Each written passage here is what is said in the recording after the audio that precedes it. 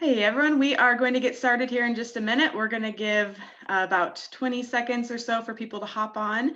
This is the Sierra Club Iowa chapter's Lunch and Learn on the Iowa nutrient reduction strategy. So hang tight and we'll get started here in a minute.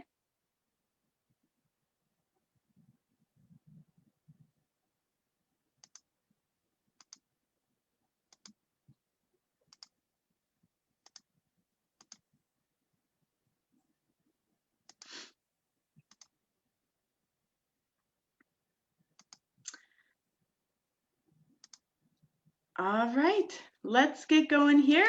My name is Jess Mazur. I'm the conservation coordinator with the Sierra Club Iowa chapter, and we have Wally Taylor as well, who is the conservation and legal chair for the Iowa chapter of the Sierra Club.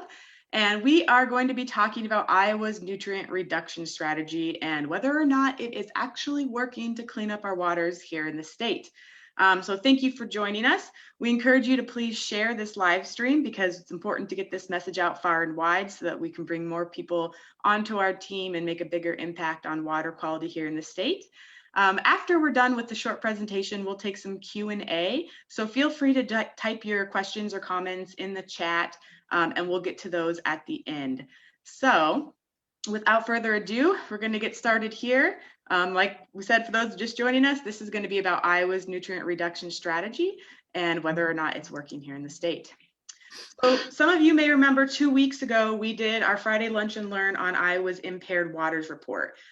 DNR has to do this every 2 years with doing testing a lot of waters in the state. They don't have the capacity to test everything, but they have to put together a list of waters that are impaired or polluted. And that basically means that it does not meet its designated use. So if it's a designated use of drinking water or recreation or fishing, it has to meet water quality standards for that. Iowa clearly has a water crisis, as you can see in this map. We have polluted waters all across the state, whether it's rivers, streams, wetlands, and it's important that we have clean water here in the state for people to live, people to drink, for our farmers. We need to have clean water to survive. In this most recent list, DNR found that of the water they tested, 61% of Iowa's rivers and streams are polluted or impaired, and 67% of lakes and reservoirs tested in the state are polluted or impaired. And that is an extremely scary number because we know that they're not testing everything. And when we compare those statistics to previous reports, the percentage of impairments that they're finding are about the same or continue to increase when they test more and less water. So it's a very scary situation here in the state. So Iowa's water is definitely polluted, and the fact that it's not decreasing every single year with the percentages shows us that we really are not cleaning it up. When we look at the primary causes of impairments in Iowa, a lot of them stem back to nutrients, which is mainly phosphorus and nitrogen, which is in manure and in fertilizer. And what happens is that it gets spread on the land. And then when we see rain events or when there's snow and it starts to melt, all that water runs off of the field, taking whatever is there in the soil, whether it's phosphorus. Phosphorus attaches to soil, nitrogen stays in the water, but that all runs off into our rivers and streams. And then we see impairments, whether it's because there's so much soil and turbidity in the water, or whether it's too many nitrates or phosphorus, which causes algal blooms. But the big source of all of the impaired waters are stemming from manure and fertilizer. And over 80% of these nutrients do come from agricultural operations. I know there's a contentious of whether it's urban or rural, but we look at the acres in the state that are in production and agriculture. We know that this is a large quantity coming from agriculture. And not only does it impact us here, I think it's important to know that we have to be good neighbors to those downstream of us. And what runs off of our fields here in Iowa, a lot of it ends up in the Gulf of Mexico through the Mississippi River, through Missouri River. And we've seen a big dead zone down there. And these nutrients, they're putting shrimpers out of business. They're putting other like ocean farmers out of business, making it not a place that people can enjoy down in the Gulf. The what is called is the hypoxic zone, which is low in oxygen. The dead zone is probably a little bit more familiar to folks. And aquatic life needs oxygen to survive, and they cannot survive in hypoxic areas, and the dead zone right now is about the size of Massachusetts, and it continues to grow.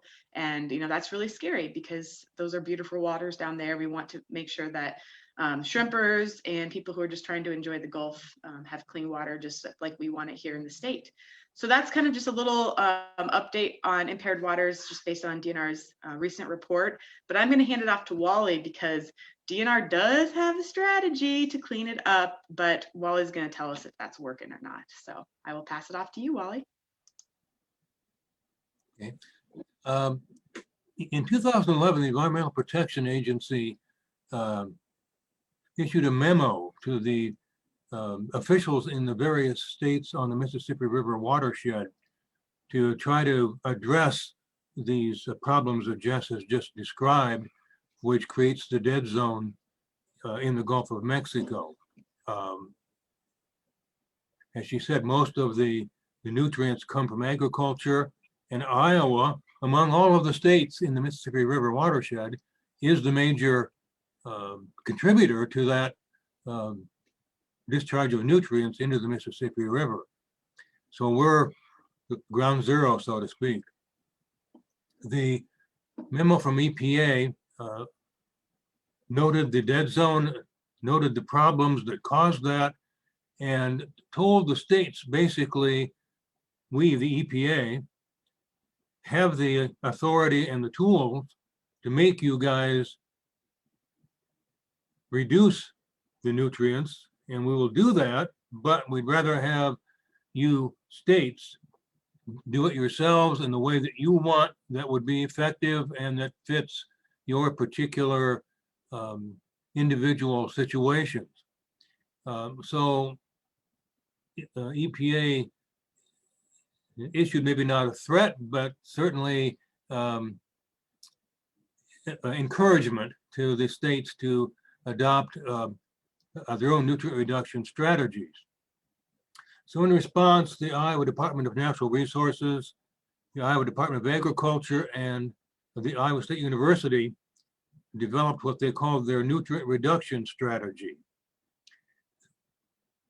As it turned out, this strategy was developed primarily by the Department of Agriculture with a lot of input from the livestock and the crop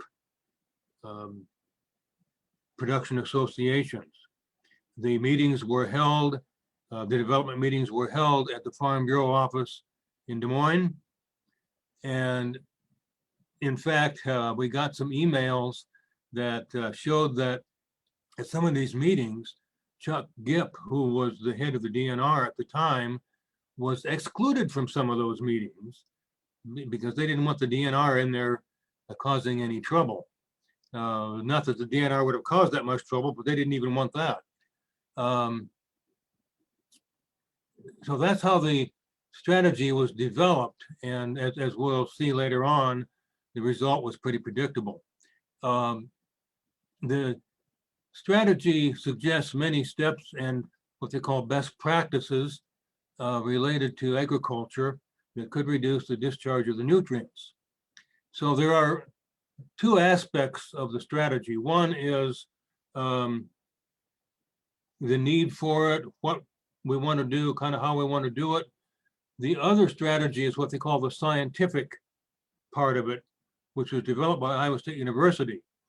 They developed these best practices, such as buffer strips and cover crops and other things that the ag producers can do to reduce nutrients. And I think by all accounts, that scientific part of the strategy is pretty good. Iowa State did a good job in showing what can and should be done. The problem arises, as we'll see in the next slide, when you get to what the target should be and how we're getting there. The nutrient reduction strategy proposes a 45% reduction in nutrients by 2035, with an interim reduction of 20% by 2025. So that's what they're supposedly shooting for. The next slide, we'll see that there are some problems with trying to reach these goals. First of all, the nutrient reduction strategy is not adequately funded. The strategy estimates it would take between $77 million and $1.2 billion per year to adequately implement the strategy. That's a lot of money, but that it tells you the scope of the problem that we have with our water quality. And every year, or every fiscal year, which is July to July, they put out a report as to the progress or lack thereof of the nutrient reduction strategy. The most recent report was for 2018-2019, and it showed that only $23.47 million was spent on nutrient reduction strategy focused programs. In other words, programs that were part of these best practices that Iowa State University proposed in the scientific portion of the nutrient reduction strategy. Other monies have gone to CRP and other efforts that are not really focused on those best practices in the nutrient reduction strategy. So we don't know if those are doing any good or not. Secondly, the nutrient reduction strategy has no numeric standards for the water bodies to actually determine if the strategy is reducing nutrients. The standard indicates the maximum amount of nutrients allowed in the water body.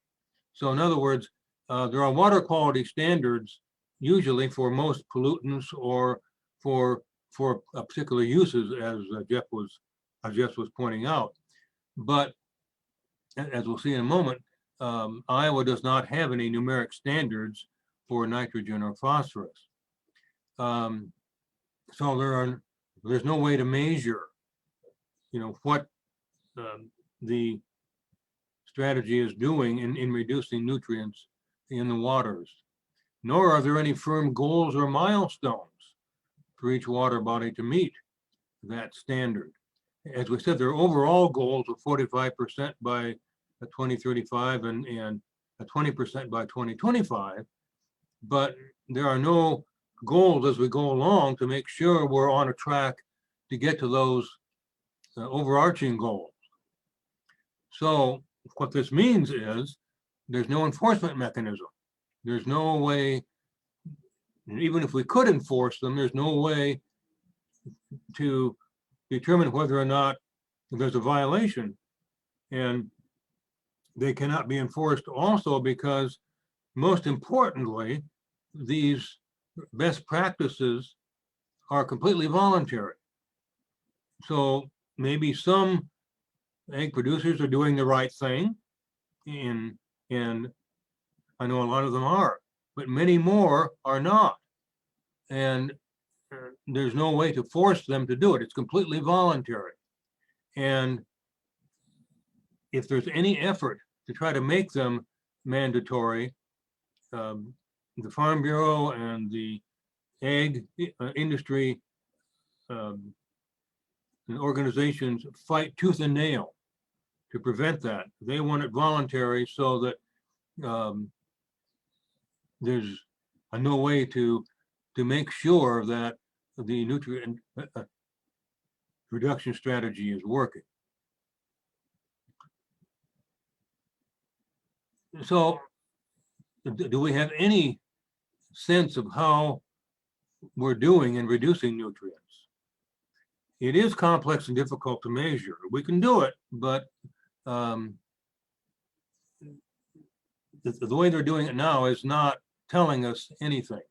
What the reports from the nutrient reduction strategy tell us are things such as the number of acres planted in cover crops. They take attitude surveys of the ag producers.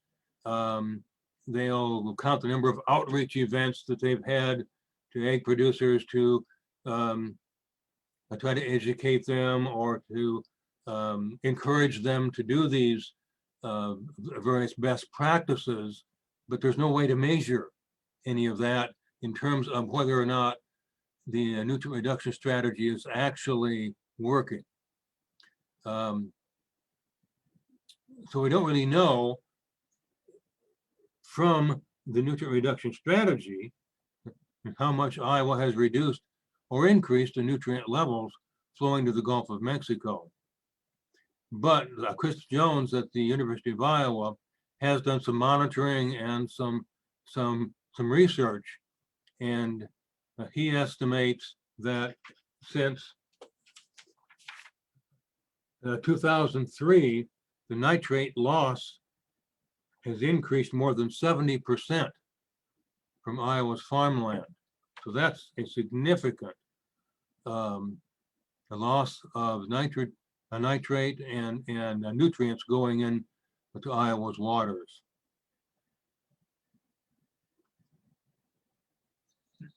Now, this table on this slide comes from the nutrient reduction strategy report that I mentioned for 2018-2019. Now, this looks like some real numbers that we can get our head around, get our fingers around. But if you look at the heading, it says the estimated annual nitrate export. And these are indeed just estimates. They're done by modeling. There's no real measurement from where these numbers come. But even at that, if you look at the table on the right-hand side of the slide, NPS means non-point sources, which is agriculture, basically. Point source means industries or wastewater treatment facilities that have to have specific permits to discharge, so we know how much they're discharging and when and where. So what they've done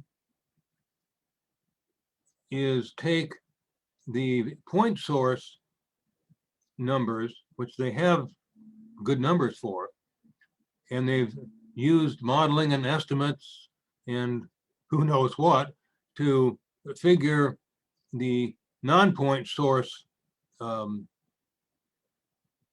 discharges and the amount of nitrates and phosphorus coming from the non-point sources. But even with that sort of questionable calculation, we still see an increase in nitrogen from non-point sources. As to phosphorus, there's a bit of a decrease, although the point sources have increased. So that it seems like if these estimates are based on point sources and that's increasing, it seems incongruous that the non-point sources would be decreasing. So it raises questions we don't really know the answer to, and we'd certainly like to have some answers to get a good handle on what's really happening here. I mentioned that the state of Iowa does not have any numeric criteria for nitrogen and phosphorus. This map shows what other states have been doing in that regard. If you look at the chart on the right, level 5 means there's a complete set of nitrogen and phosphorus criteria for all water types. Only one state, Hawaii, has done that. The next level means that 2 or more water types, in other words, streams and or lakes, with nitrogen and phosphorus criteria. 2 of our neighbors, Minnesota and Wisconsin, have done that. Level 3 is 1 water type with a nutrient and phosphorus criteria. And it looks like only West Virginia and Rhode Island have done that. West Virginia, for Pete's sake. And then level 2 is there are some waters, although not a complete water type, with nitrogen and phosphorus criteria. So 2 of our neighbors there, Illinois and Missouri, have done that, and Nebraska. So we're sort of the outlier here in the Midwest.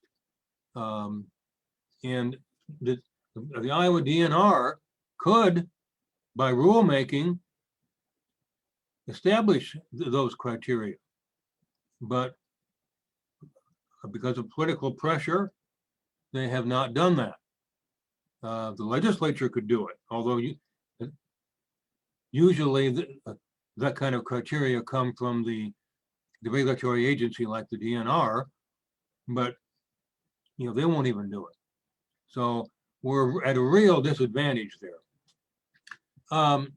So what do we do about this? The Sierra Club has suggested some policy initiatives that we could undertake to make the nutrient reduction strategy effective and to improve the quality of our waters.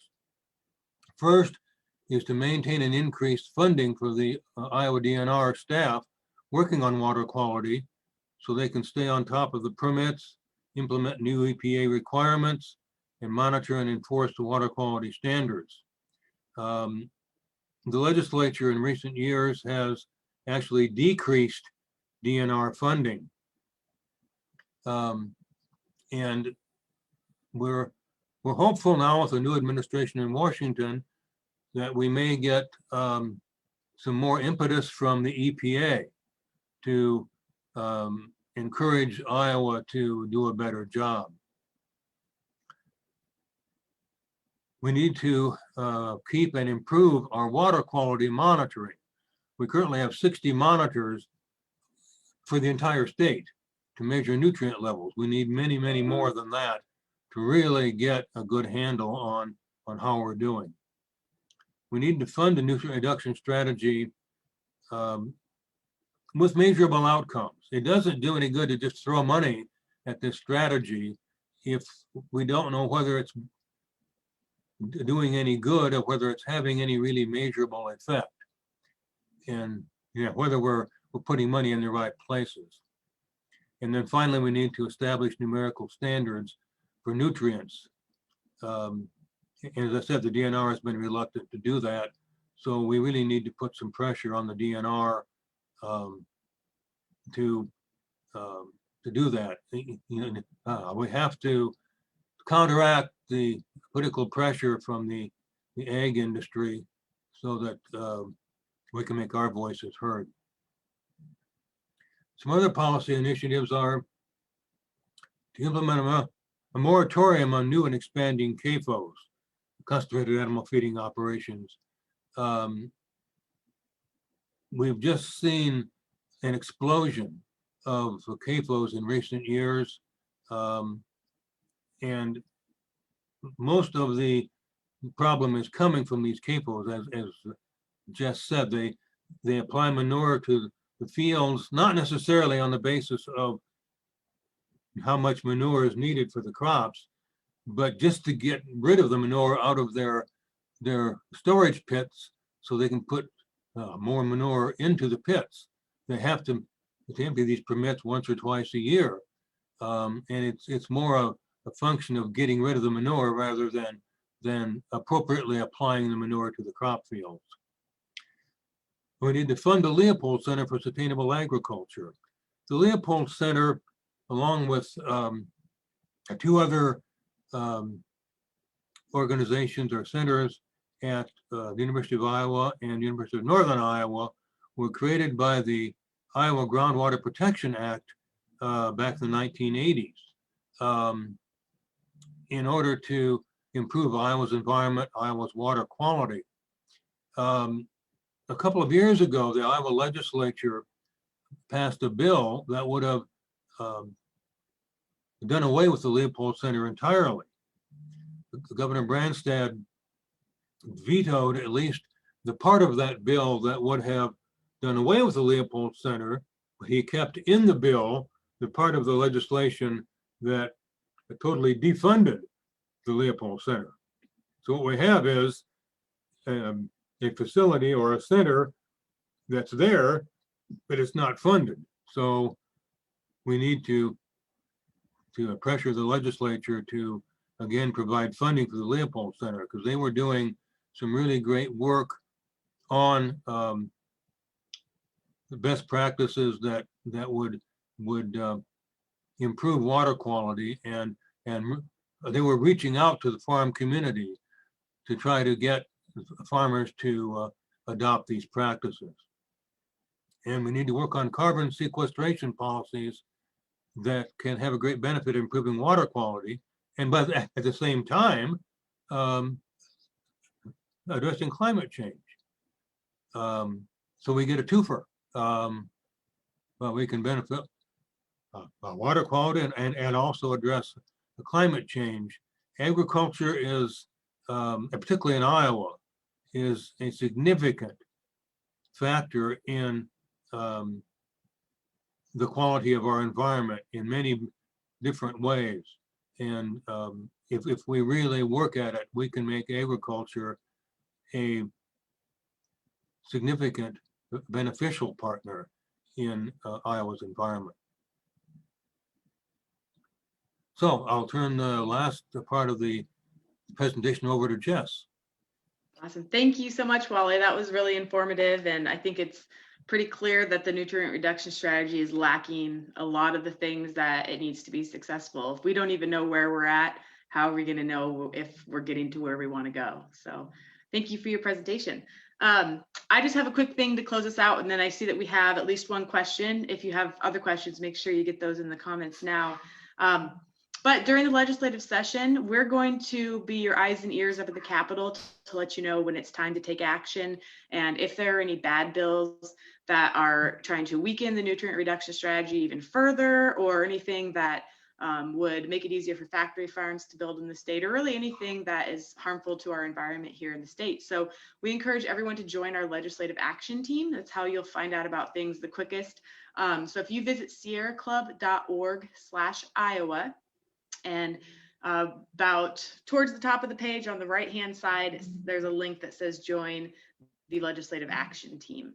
So click there, get your name on that list, and that way we can communicate with you when it's time to take action at the Capitol.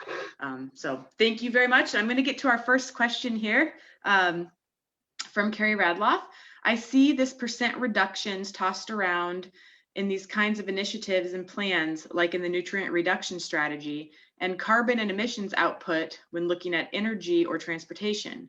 My question is always a reduction from when, from what level? So I assume they are hard figures and how they're to be measured are spelled out in these plans, right? That's a good question, yes. I don't know off the top of my head what the baseline year was for the nutrient reduction strategy, but the strategy was adopted in about 2012. So I think we're looking at probably the early 2000s as the baseline. But that's a good question. That's an important point, and that's been a big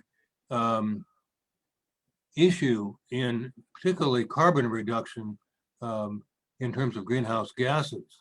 You know, where do you start for the baseline? And so, and it depends on where we have data too, because if we don't have data for water quality before 2000, for example, we really can't find a baseline earlier than that. Right. And we'll try to follow up, and I'll check the nutrient reduction strategy and see if I can find that. All right, looks like we have one last question here, also from Carrie. Does Minnesota test nutrients? Oh, sorry, there's more to it. I had to scroll down.